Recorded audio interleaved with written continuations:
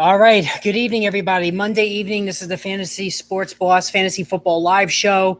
I don't always do Monday streams, but I felt tonight would be a good idea to do a stream because there's a lot going on in the fantasy football world. There's certainly the Matt Ryan benching. You have the Brees Hall season-ending injury. Lots of injury news that shook up the day today. Mike Williams is going to miss multiple weeks with a high ankle sprain. So a lot to get to today. And we'll go through the injury report as well. And of course, you have tonight the New England Patriots against the Chicago Bears. I don't envy Justin Fields tonight. I think it's going to be a long night for him. Mac Jones is back under center for the Patriots, so no quarterback controversy, at least not yet. But and then before I go any further, make sure you hit the subscribe, hit that notification button so you're made aware when new videos are added going forward. So I wanted to start tonight with the Matt Ryan situation. You've heard me say multiple times here that Matt Ryan was just looked like he was completely shot. Matt Ryan was one of my all-time favorite fantasy football quarterbacks. He was always a terrific value every year during his heyday with the Atlanta Falcons. Always came cheaper than he should have. Supplied very good bang for the draft bucks there. But it's just for whatever reason, Matt Ryan, didn't work from the beginning with the Colts this season. Now, certainly the offensive line didn't help him. The Colts have had one of the best offensive lines for a number of years now. But the unit has not gelled. It hasn't looked good at all this season. That just compounded the situation for Ryan, who just can't even really move anymore and very susceptible to the pass rush. Just started to look at the pass rush instead of looking downfield. And that's why he was taking so many sacks, just a statue in the pocket. And when quarterbacks age, they don't like to get hit. And that's especially true for quarterbacks that are approaching the age of 40 or are over 40, as Matt Ryan, is. So apparently there was a whole blow up between Jim Irsay, the owner, who certainly is outspoken, one of the more outspoken owners in the game, and Frank Reich. According to multiple reports, is that Irsay was really just pissed off about how Ryan was playing. And he basically demanded Reich to bench him in favor of Sam Ehlinger, the kid from Texas there. And who knows what's going to happen here with Ehlinger. He's never thrown an NFL pass before. He was a 6th-round pick for a reason. Not an overly impressive collegiate career, but he's going to be thrown to the wolves, so to speak.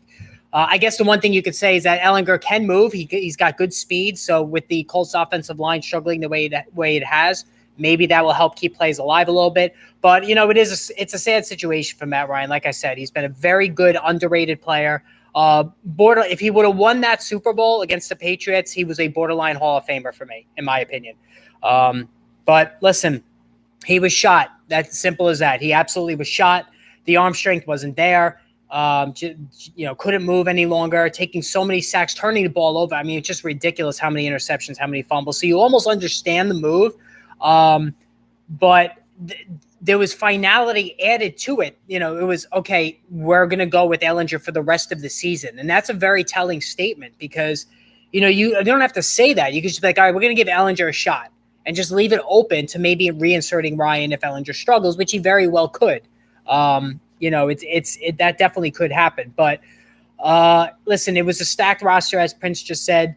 It's very disappointing. Probably right there with the Buccaneers and the Packers is the most disappointing teams in the NFL. And Michael P. will raise JT's production. I think they're going to rely on Jonathan Taylor a lot more, but also they're not going to defenses are not going to respect Ehlinger. Certainly they didn't respect Ryan. And they're going to continue to stack the box. So I don't think it's going to be easy sledding for Taylor. Now, Michael Pittman.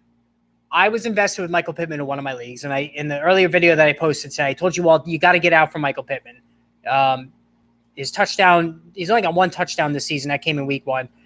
Now with a raw, untested player at quarterback, his outlook looks even worse. Pittman goes from a low-end wide receiver 1 with Matt Ryan at the beginning of the season, at least, to now a borderline wide receiver 2, wide receiver 3. And you can forget about Alec Pierce. You can forget about Paris Campbell, as hot as he's been lately. The tight ends, any receiver not named Michael Pittman, you're just going to bench outright. That's how questionable this decision is. And for me, like I said, I went right out before the news really started to circulate, and I made a trade in one of my leagues, the league I own Pittman in. I got Amari Cooper and Miles Sanders for Tony Pollard and Michael Pittman. I felt that was the best I could do. Amari Cooper can hit wide receiver one status on occasion, and he scored, I think, 5 touchdowns already to Pittman's 1. And I needed a more consistent running back for my running back 2 to go with Leonard Fournette. So Miles Sanders is getting the lion's share of carries, so I thought it was a good deal to get out from Michael Pittman. And in that same league, I traded for Brandon Cooks for a tight end needy team. I offered him Taysom Hill. He sent me Brandon Cooks, who hasn't done anything because I'm hoping Cooks gets traded. And that's, what you should be doing with players like Cooks, like Kareem Hunt, maybe even, Chase Claypool, they said is not going to be traded. But anybody that you're hearing in the trade rumors, you want to try to get ahead of so that when they go to probably a better environment, better fantasy environment for them. And certainly, like if Kareem Hunt ends up with the Philadelphia Eagles or Brandon Cooks ends up with the New York Giants or the Green Bay Packers, then you're going to get a nice boost from that player. So, the Colts, I mean, it's just a complete shitstorm from the very beginning of the season. And I don't think it might even just get worse the rest of the way. Now, the other big news, Breece Hall, just confirmed the obvious. He tore his ACL. And I said yesterday in the live stream to wrap up Sunday football that it was a torn ACL. Robert Saleh basically just came out and admitted it. Like I also said yesterday, it just sucks because Breece Hall was a lot of fun to watch. Even if you didn't own Breece Hall, he had breathtaking talent. He really did. I mean, the run he had yesterday against Denver before he went out you had to see it to believe it. That's how good it was. He could catch the football, power runner, has speed, can make good around the goal line, and now he's out probably till the start of next season. I still think he's going to be a first-round pick next season, but that's it for Breece Hall. And that's why, dynasty leagues, and I'm not a fan of dynasty leagues, when you invest in a young running back like that, you can get burned sometimes, and that's what happened with Breece Hall. Now, as far as the injury fallout with Breece Hall, Michael Carter is going to step up into the big boy chair. Ty Johnson is now going to get dusted off, and he's going to be the pass receiving back. As far as Michael Carter is concerned, he has talent, and this is coaching staff drafted him in the 4th round last year. He had very good tackle breaking numbers as a rookie a year ago, very adept at catching the football, very impressive speed, but he's on the small side. He reminds me of Darrell Henderson. He can't take, more than maybe 15 carries in a game before injuries and ineffectiveness start to set in. I think Ty Johnson's going to get probably 5 to 7 carries in a subservient role there. But Michael Carter in PPR leagues can be a decent running back too. In standard leagues, maybe a low-end running back too, more of a flex. So, I think Michael Carter can do the job, but the fallout in general, even beyond the running game, is that the Jets are going to have to throw it more now. And so Garrett Wilson, I think, can re-enter the circle of trust as a flex in deeper leagues. Corey Davis is going to miss a couple of weeks with a knee injury. Elijah Moore, who the hell knows what's going to happen there? The opportunity is there for Elijah Moore, though, to come back into the fold, whether the locker room will accept him or not, because they're pretty pissed, according to reports. And I'm from New York here. I can tell you that's been the talk of the town the last, ever since it happened. They're going to have to allow Zach Wilson to throw it a little bit more. And Zach Wilson, to me, he just stinks. I mean, he's not, I had a lot of reservations about him coming out of college.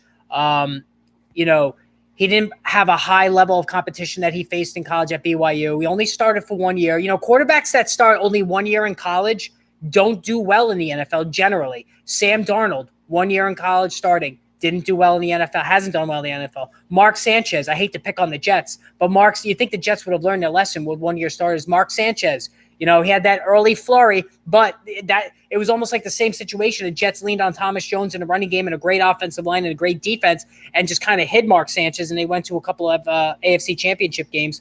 So it's, 1 year starting quarterbacks in college usually don't do well. And I'm not a fan of Zach Wilson. I wasn't a fan of him coming out of college as well. The other big news is Mike Williams has a high ankle sprain. He's going to miss multiple weeks, according to Brandon Staley. Now, they do have their bye this week. But listen, I have very, very big concerns about this offense. Any Justin Herbert owner out there will admit that they are beyond disappointed in him. He padded his numbers in garbage time with that touchdown pass to Austin Ekeler yesterday. And it was just ridiculous. You'd think Brandon Staley would learn his lesson because the last time Herbert played in garbage time, he got injured, had the rib cartilage injury.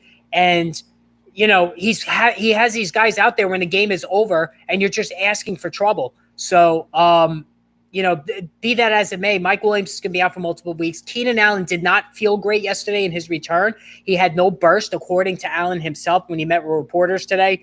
And so there's still an open question mark whether he's even going to be healthy. Joshua Palmer had a concussion. He missed this week. So you're down to Gerald Everett, Austin Ekeler out of the backfield, who's on pace for like 8,000 receptions this season. And kudos to all the Austin Ekeler owners out there. I mean, my God, he's the number one player in fantasy football right now.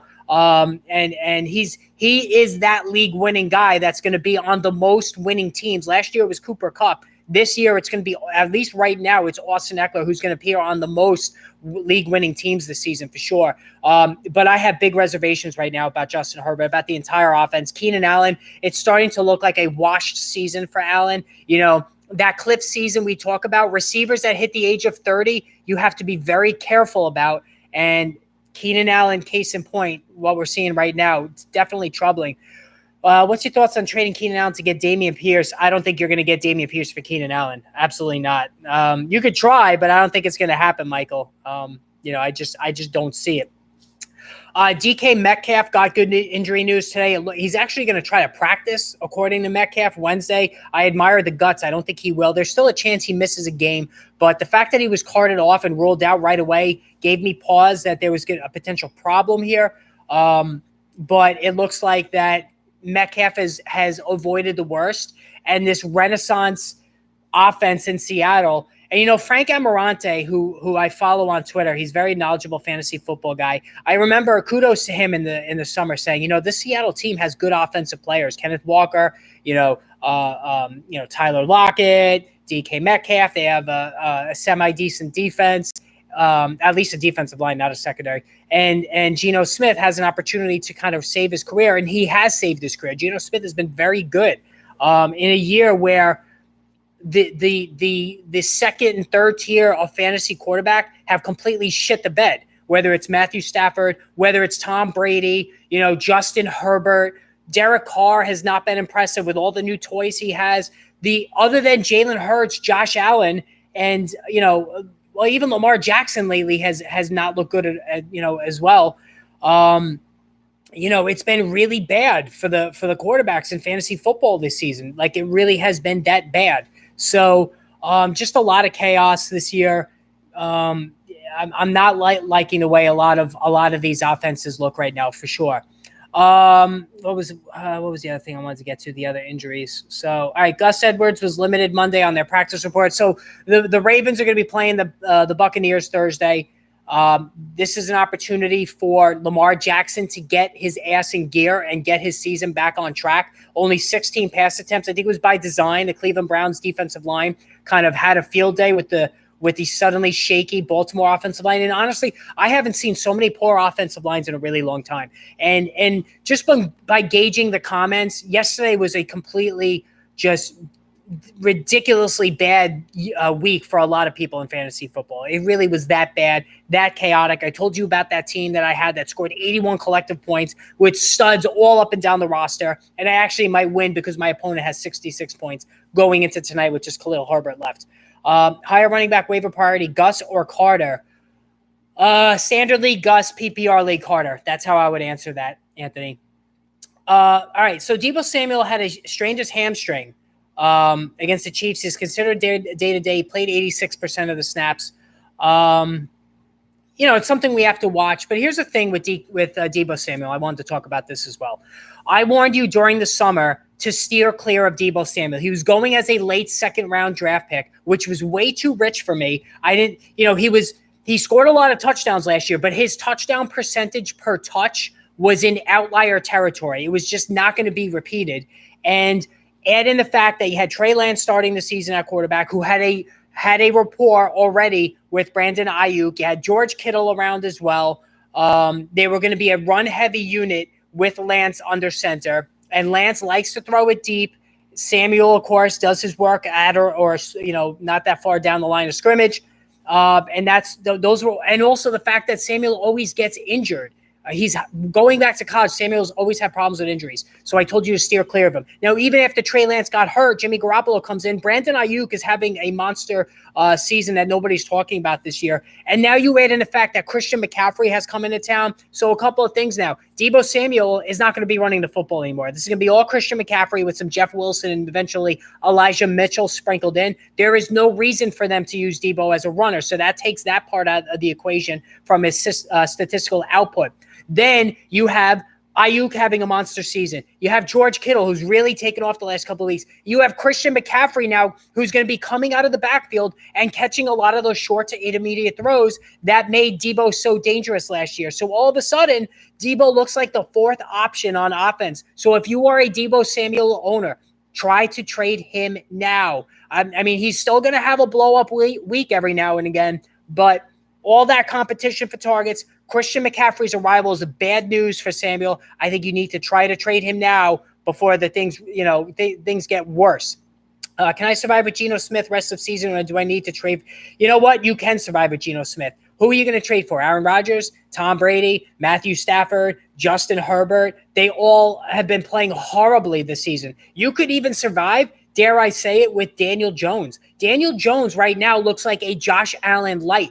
And this goes to show you Brian Daboll just knows what he's doing. He's already locked up Coach of the Year. You can take it to the bank. The Giants are 6-1. Daniel Jones looks fantastic. He's not turning the ball over. He's not fumbling. He's not throwing the god-awful interceptions. He ran for 111 yards last week. He's running all over the place. He reminds me of Mark Brunell back in the day. It's coming up smelling like roses right now for Daniel Jones, for sure. And listen, Geno Smith has played well. He's got two excellent receivers. He's making good decisions himself. So, listen, a lot of times it comes down to the coaching staff that helps the quarterback. Deebo appears to be hurt. How much higher would you prioritize Ayuk Kittle? Deebo is hurt. He's got that hamstring. Jonas, which I just talked about. I think Kittle and Ayuk are going to continue to eat, absolutely, at the expense of Deebo Samuel. I wasn't a fan of Deebo coming into the year, and this is why. You can't trade Deebo now, have to hold. You might be able to. I think you still can. If you look, he's been putting up points every week, but in like the mid-teen range, not having those blow-up games, but he's been fairly consistent. So I think you can trade him, but, I think more bad, shaky games going forward, you may not be able to. Trade Gabe Davis and Geno for Mahomes, or keep Gabe Davis as my flex? No, I would do that trade. Gabe Davis is very touchdown dependent. It's Stephon Diggs' offense. You have Isaiah McKenzie, who's a thing in the slot. So and Dawson Knox is going to be getting catches around the end zone there. So I think, it's not the worst idea to try to trade Gabe Davis. I don't think it can get much worse to Deebo. This is the absolute cheapest, I think. You'd be surprised. I think it could get worse for sure, especially if he gets injured. Should I drop Pat's D before they play to get Gus Edwards tonight before waivers already won the week and have to? Yeah, you know what? If you already won the week, why not? I think Gus Edwards will help you more going into the season than the New England defense for sure. All right, guys, remember, if you're just coming in, hit that subscribe button, hit the notification button. I really would appreciate that. So, yes, Pete Carroll today did not officially rule out DK Metcalf for this week, so that's good news. Mark Andrews did not practice with his knee. So Mark Andrews was one of the biggest zeros of the week. He had 1 catch, 2 targets. The Baltimore offense looks a little bit broken right now. It really does. And as a double Lamar Jackson owner, it's been very disappointing for him. And that's why I did the crisis point video. He was the most obvious crisis point candidate to talk about this week. My whole premise of that video is I think he's going to be ultimately fine. I think the absence of Rashad Bateman, it took them a little while to get on the same page, and they missed a touchdown connection by like literally an inch. The Browns defense was a perfect matchup for the suddenly shaky Baltimore offensive line. I think Jackson's going to be fine.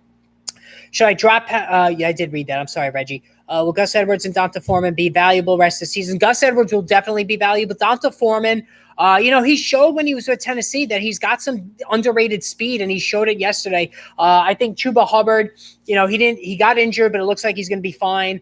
I think they're going to split carries 50-50. I do think Foreman is going to be the touchdown guy. Maybe has more big play ability, while Hubbard's probably going to catch more passes. But I think he's going to have value, but it also wouldn't surprise me if he came out with a 5-point game next week.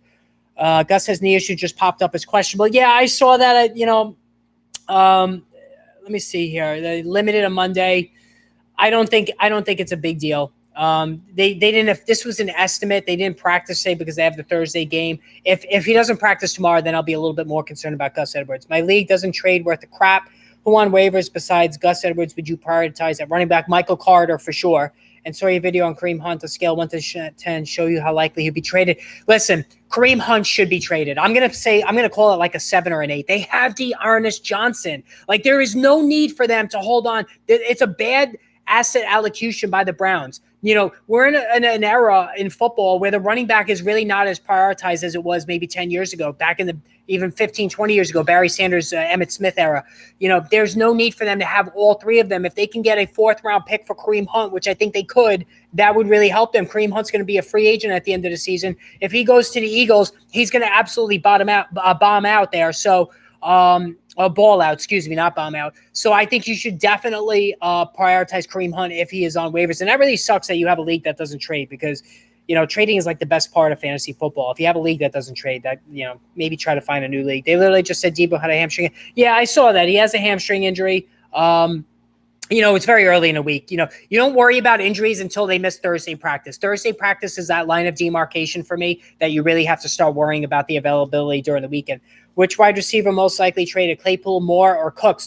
Brandon Cooks by a mile. I have a video coming out tomorrow morning on Brandon Cooks, so make sure you look for that. Julio Jones did not practice Monday. Russell Gage has a hamstring. He did not practice as well.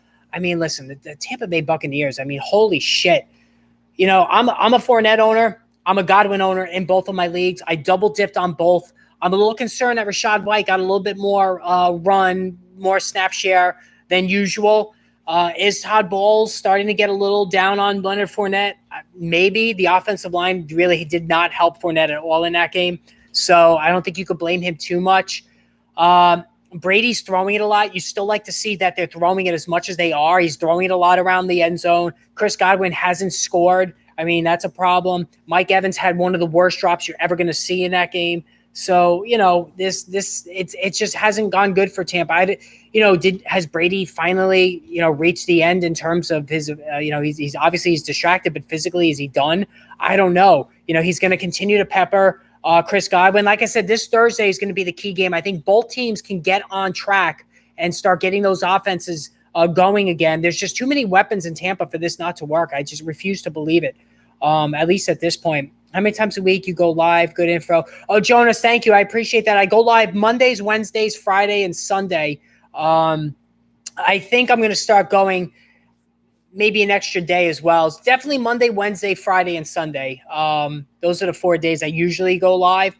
I'm almost at 700 subscribers. When I get to 1,000 subscribers and 4,000 viewing hours, I also can get the super chat. So if you guys have questions and the chat gets a little crowded, if you can do the super chat, and again, no donations are ever expected.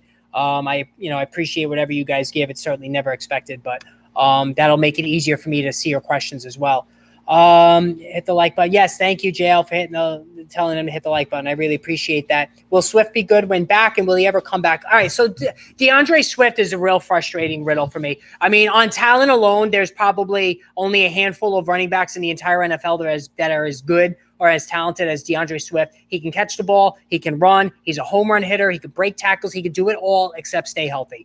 And we're way past the point now where you can't say that he's not injury prone. He certainly is. The coaching staff knows it, so they're not going to give him a high allotment of carries. Jamal Williams is the goal line back. This staff loves Jamal Williams. And since they made a transition at offensive coordinator midway through last season, he has not been targeted heavily in the passing game. I think we need to drop DeAndre Swift to running back 2, even in PPR leagues. It pains me to say that, but the workload may not be there. The receptions may not be there. The health is never there.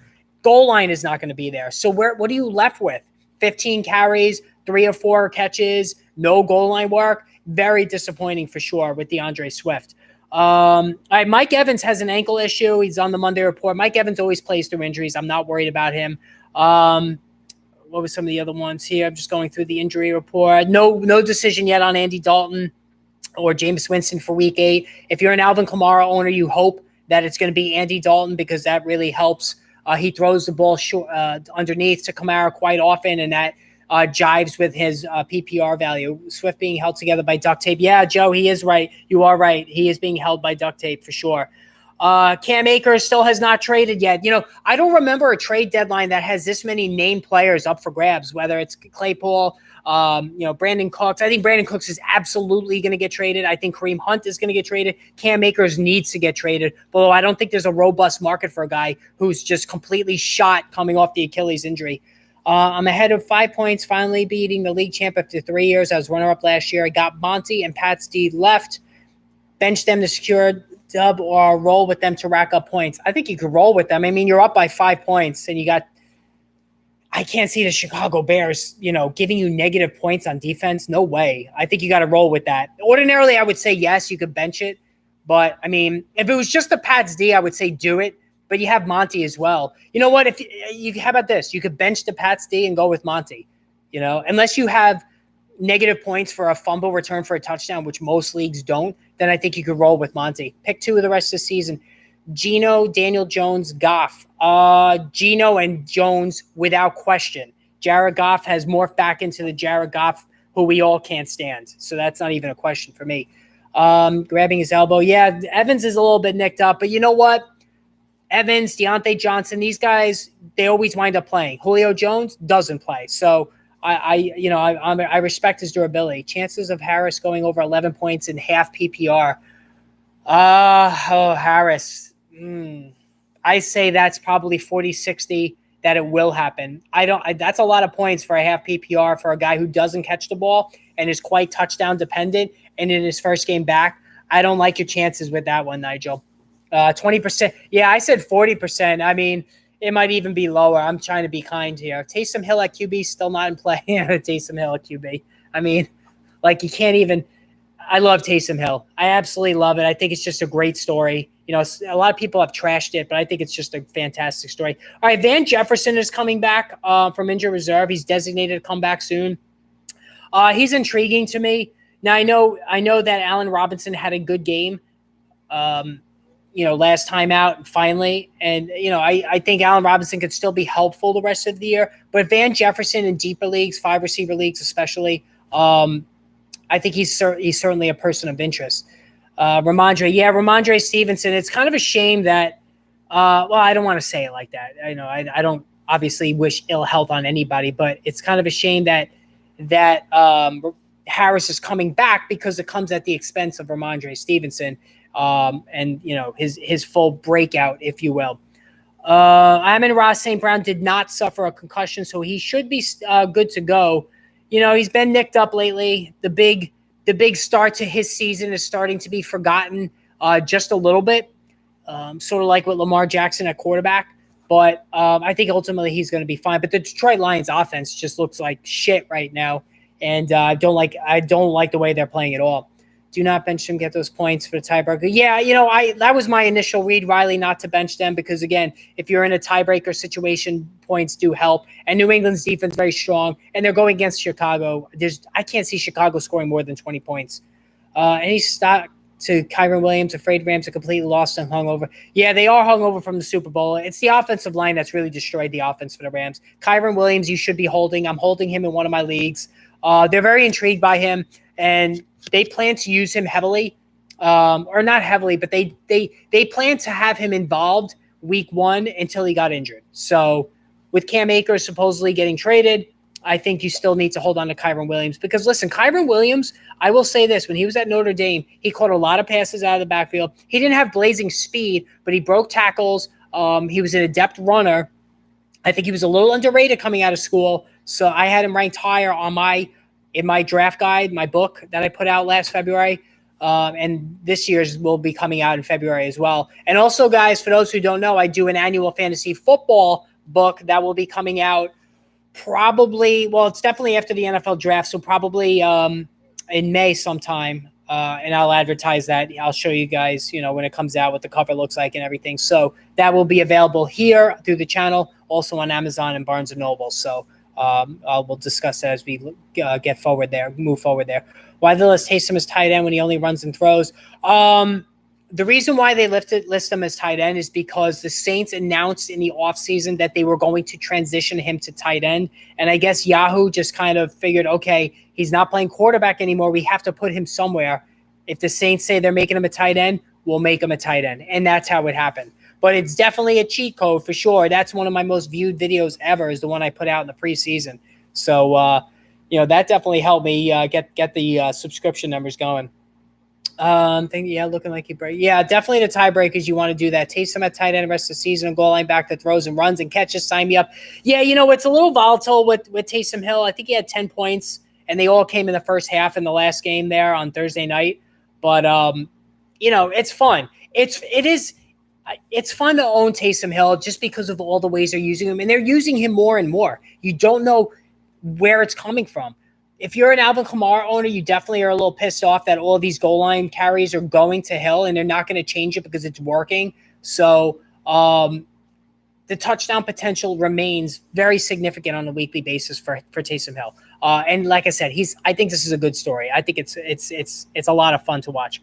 All right, David Njoku is going to miss 2 to 5 weeks with a high ankle sprain. So that's like a big thing this week with Mike Williams and now Njoku. So, I think you hold David Njoku. He's been playing very well. Tight end has been the complete disaster that it always is outside of Mark Andrews, outside of Kelsey. And listen, Pat Freiermuth of Pittsburgh has been very good as well. I got to shout out to him. He's been very solid. Mark Andrews, we could give Mark Andrews a mulligan on that game. I mean, he's been so good going back to last year on a weekly basis. He's almost fantasy proof. But it just goes to show you that everybody has a bad game every now and again. Taysom caught a TD in that game. You're right, Riley, for sure. Getting back to what I was saying, so high ankle sprain, that definitely for David Njoku, that's going to keep him out 2 to 5 games, 2 to 5 weeks or whatnot. There is a bye sprinkled in there, so that's good. But listen, they gave him the money. He's pretty much come through as the receiver in that offense, as a receiver altogether in that offense. So, and with Deshaun Watson coming back, I'm really hoping that the Browns are in somewhat playoff contention, so they allow Watson to air it out, because I just traded for Amari Cooper. I wish me luck with that one because I know how volatile he is, but I just really want to get out of Michael Pittman. That's interesting to me when Watson does come back.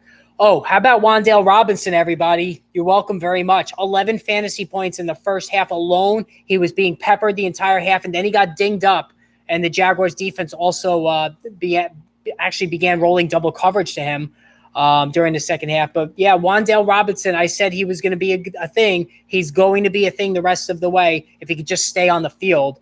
Even if Kadarius Toney somehow realizes that he wants to play football again, Wan'Dale Robinson, he's going to be used on jet sweeps. He's going to be given handoffs. He's going to catch the ball all over the field. So Wan'Dale Robinson is going to remain a decent fantasy football weapon the rest of the season. Any interest in running backs in Carolina, half and full PPR? Anthony, mild interest. To me, they're depth pieces, or you could use them maybe as a flex when the bye weeks. We had a bad bye week last week with all those teams out. There's only 2 this week, but through the rest of the bye weeks, you certainly could use Chuba Hubbard and Dante Foreman as a flex. I was impressed by both, more so Foreman. And we saw Foreman play well last year in place of Derrick Henry. He's got underrated speed.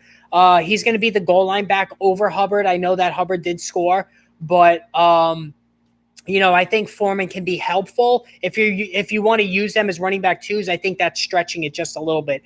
Is Gus Edwards fool's gold at the end of the day? He's still in the 3 running back committee, not to mention Lamar taking goal line touches. Yeah, listen, L-Dot, there's a lot of competition for sure. But Gus Edwards is not fool's gold. If you go back and check Gus Edwards' numbers, his first couple of years before he got injured, his yards per carry was very impressive. It was over 4, might have even been approaching 5.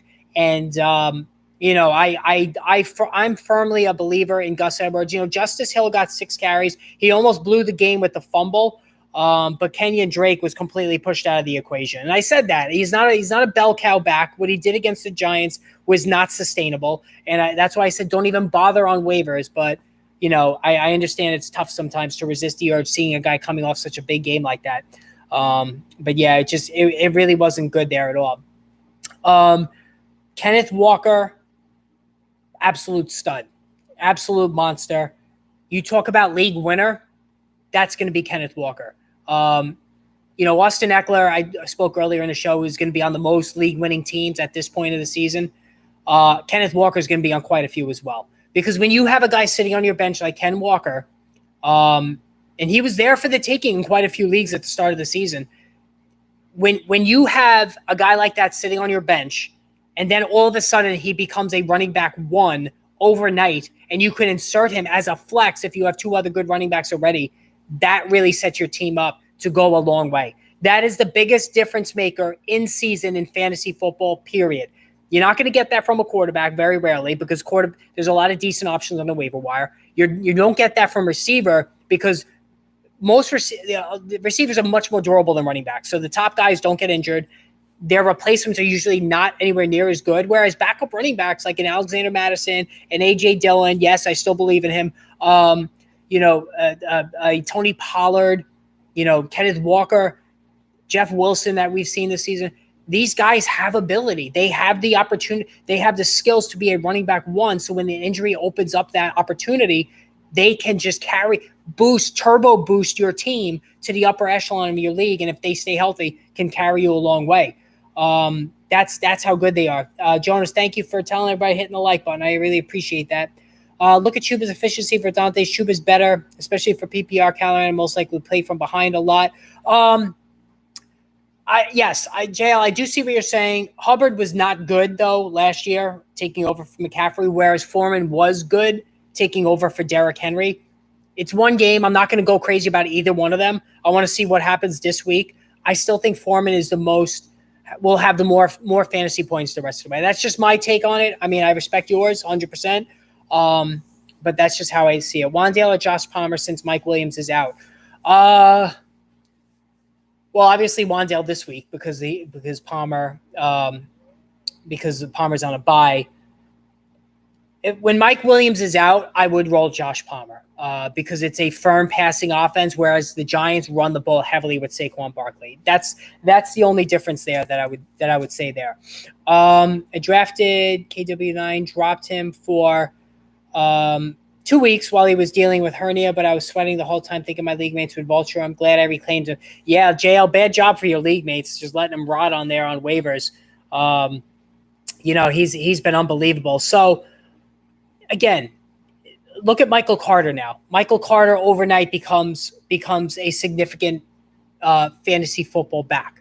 Kareem Hunt, if he gets traded, he's going to become a significant fantasy football back overnight just like that. Donta Foreman, Chuba Hubbard. You get running backs during the course of the season that graduate into extreme value as we see now. I'll never forget it. One of the most frustrating defeats I ever had in fantasy football. I had a team that coasted all the way to the finals, and my opponent during the season, this is going back quite a while, if you remember C.J. Anderson, when I think it was either Mike Anderson or Orlandis Gary, whoever was the starter at the time, was out for the season, and C.J. Anderson came off the bench, and he went absolutely ballistic the rest of the season, and he won. I played the team that owned him in the finals, and I wound up losing, and C.J. Anderson was on scores of league-winning teams that year because he got an opportunity, and he literally ran with it, and that's what Kenneth Walker is showing right now. The comparison to Nick Chubb is a perfect comparison. They both don't catch the football. Although I think Walker is capable if he gets more of an opportunity, but DJ Dallas seems like that's his role there. Both are beyond electric runners. They're both going to average 5 yards a carry. Nick Chubb is over 5 yards per carry every year of his career that a lot of people overlooked at. Those are two special talents, maybe the best pure runners in the entire NFL. Would you trade Foreman for Darren Waller? That Raiders offense is broken right now too. There's so many busted offenses in the NFL right now. It's crazy between the Commanders, the Packers, the Rams, the Raiders are not putting up points like we expected. You know what? I would do the deal just because Waller is, if you don't need Foreman, I think his value is going to be at its peak right now, Donta Foreman. So you know what? I would do the deal. Yeah, the Packers, man, Michael, the Packers are just, I don't even know what to say anymore. A.J. Dillon only got about 30% of the snaps. I like the fact that Aaron Jones caught 9 passes, but he hardly ran the ball himself, and he wasn't very good when he did get the opportunities. The offensive line's a mess, Aaron Jones is acting like a little bitch like he always does, barking at his receivers, terrible body language. You don't want to be in a foxhole with Aaron Rodgers ever. Whereas I would be in a foxhole with Daniel Jones. I think Daniel Jones is very gutty. He's tough, doesn't make excuses. He actually felt bad because he chewed out one of his receivers, Marcus Robinson, yesterday, and felt bad about doing it. After the game, showed some contrition, even though he didn't have to. And I actually thought that was good leadership on his part to hold his receivers accountable. But the Packers, I understand the receivers are an issue. Allen Lazard's got a shoulder. I missed that one before as far as injuries. So Allen Lazard's got a bum shoulder. Allen Lazard is a very slow healer. I don't expect him to play this week. And that's a shame because he's been doing a great job every week. He's become a big red zone target for Aaron Rodgers. So it's a wasted opportunity for Lazard. They need to trade for Brandon Cooks. I traded for Brandon Cooks in one of my leagues today, hoping that he does get traded to Packers. If Brandon Cooks goes to the Packers, he's going to have a huge rest of season. He's going to graduate to low-end running wide receiver one numbers. So that's why try to lowball the Brandon Cooks owner in your league. Maybe he's ignorant. Maybe he's just tired of Brandon Cooks putting up the listless amount of points. If it doesn't cost you a lot, if it costs you a spare part that you don't need, you trade for Brandon Cooks. And if the trade doesn't materialize, oh, well, you have, Brandon Cooks sitting on your bench as a depth piece. I still believe in the talent with Cooks. Nico Collins' development has hurt him with Davis Mills looking Collins' way a lot more than anticipated this season. But again, trade for Brandon Cooks now. And if you get same thing with Kareem Hunt, and if they get traded, even better. You win out in the end there. Thoughts on Gus Edwards versus Tampa run D? Hey, listen, we all thought that Tampa run D was going to overwhelm Chuba Hubbard and Donta Foreman, and they both balled out. So you start Gus Edwards. You absolutely start Gus Edwards. The Tampa Bay just seems like they've just thrown in the towel. I mean, all of them. Todd Bowles did a terrible job with the Jets as a head coach. It looks like he's already off to a bad start here. Could be another Norv Turner, Wade Phillips, a better coordinator, Romeo Crennel, a better coordinator than an actual head coach. Do you think that Kareem Hunt will get traded to the Jets? That's my only concern about picking up Michael Carter. He could. The Jets GM, whose name escapes me off the top of my head, does like to trade. I could see that. I could see Kareem Hunt more going to the Rams or going to the Eagles, where he would just have immense value if he went there. Absolutely. And like I said, there is no reason for the Browns not to trade Kareem Hunt. They have D'Ernest Johnson. Now, I already made a waiver claim on D'Ernest Johnson in one of my leagues. I have, I think, the three or four waiver spot. I'm using it on D'Ernest Johnson with the assumption that Hunt is getting traded, and then Johnson will pick up that role. And listen, Kareem Hunt in a subservient role to Nick Chubb has been a low-end running back too, and a very good flex in PPR leagues. D'Ernest Johnson will have that kind of role if Hunt gets traded, and if Chubb gets hurt, even better for D'Ernest Johnson. I have Amon, Pittman, Gabe Davis, Terry, and Kirk. Who should I trade for an elite wide receiver? I mean, you have good receivers there, Eric. I would trade Pittman if you could. Absolutely trade Pittman. You could even trade. I think you get the most for Pittman and Gabe Davis. I don't like how Gabe Davis is a little too touchdown, big play dependent, and I just don't want nothing to do with the Colts offense right now. So I would get rid of Pittman for sure. What's your take on Kansas City Chiefs wide receiver running back situation? Best offense in the league, but only sure thing is QB and tight end. Which wide receiver and best rest of season? Listen, I love Juju Smith-Schuster. Anybody who's followed me on this channel knows I've been touting Juju all season. I told you to buy low on him 3 weeks ago. Go back and find that video. I posted that 3 weeks ago. Buy low on Smith-Schuster. What has happened since? He's balled out the last 2 weeks. I think it's going to continue. I love Juju in this offense. I really do. I think it took him a while to find his footing. It's a very intricate system that Andy Reid has. It takes a couple of weeks to adjust to it and learn it. I think he's there now. As far as the running back, listen, Pacheco burned a lot of people. He only got about 30-something% of the snap share. Clyde Edwards-Helaire, Jerick McKinnon are still a thing. Don't play any of them. The Kansas City backfield, as talented as this offense is, and I mean, fucking Mecole Hardman scored 2 rushing touchdowns. You can't depend on any of those guys. They're all bench stashes for me. They're not even appealing bench stashes either. So I don't like any of them the rest of the season.